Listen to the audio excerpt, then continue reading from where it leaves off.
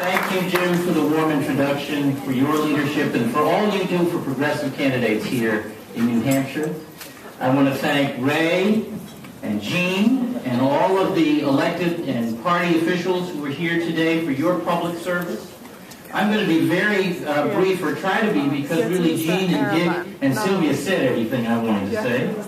But I want to thank all of you New Hampshire Democrats for having me and for keeping the faith. It's my great honor to be with you all tonight. There's a favorite story in our family that I want to maybe start with tonight to set the table for my thoughts. Our youngest daughter, Catherine, is a senior in college and doing well.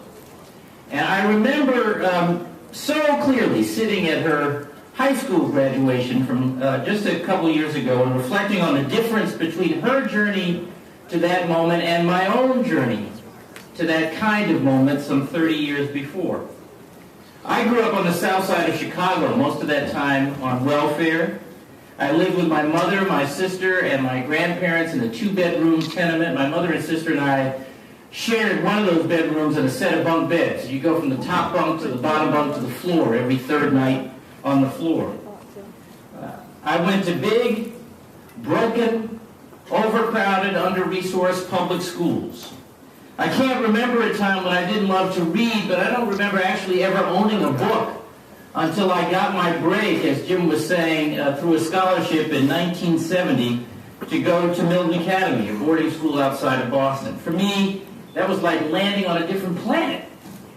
Now, I contrast that with our daughter Catherine, whose early experiences were very, very different. She has always had her own room.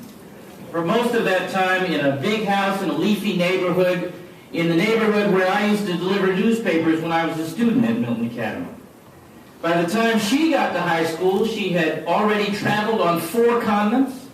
She knew how to use and pronounce a concierge. And she had shaken hands in the White House with the President of the United States. Once when Catherine was 5 years old and in kindergarten, her class was studying the changes in the seasons. And her homework assignment was to come home and describe to Mom and Dad the 4 seasons. And so she proceeded to describe in minute and accurate detail her several visits to the 4 Seasons Hotel in Washington, D.C. She said, first you drive up and the doorman takes your car. 5 years old. One generation. One generation. And the circumstances of my life and family's life were completely transformed. Now that story doesn't get told as often as we'd like, but it gets told more often in this country than any other place on earth. That's the American story.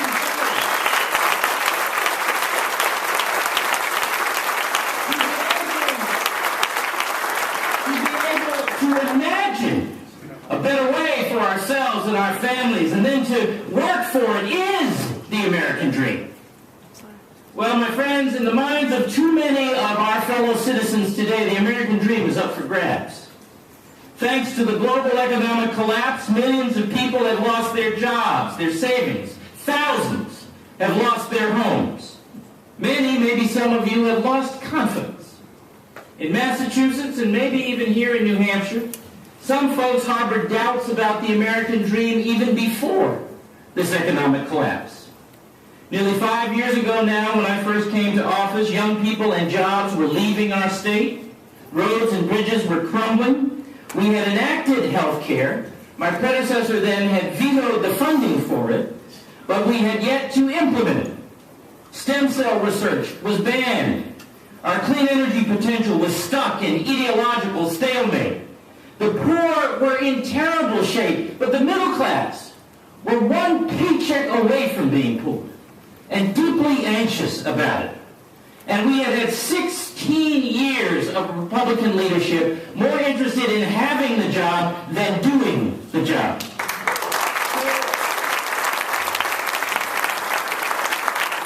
we set out on a journey to change that, to revive the American dream. Why?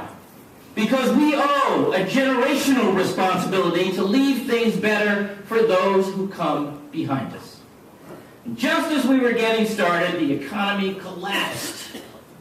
But I didn't cut and run like some of the folks who had this job before I did. I didn't look for scapegoats or lose my temper or my way.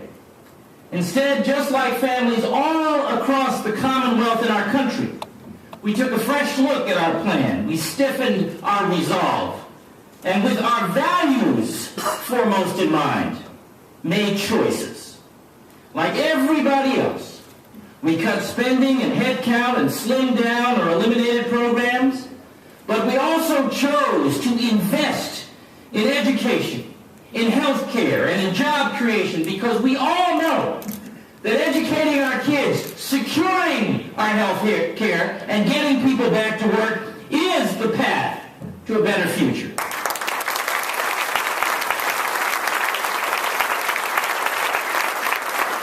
And that is why today, and for 5 years running, we lead the nation in student achievement.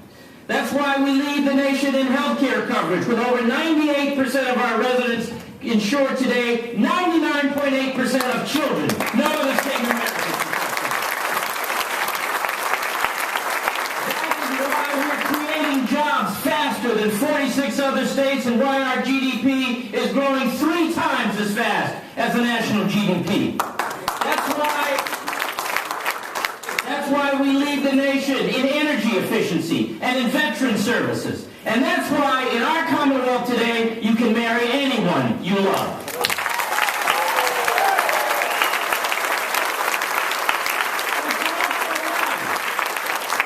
It's also why, with labor at the table, we have not only closed our budget gap and improved our bond rating to the strongest it's ever been in our history, but also made the kind of meaningful changes in our public pension and health benefit systems, in our schools, and in our transportation bureaucracy that have eluded us for generations. None of this is happening by accident. It's happening because of the choices that we are making, choices based on our values. We have much, much, much more to do, of course, but we are on the right track today because we placed our faith not in unfettered markets, but in our values and in our common sense.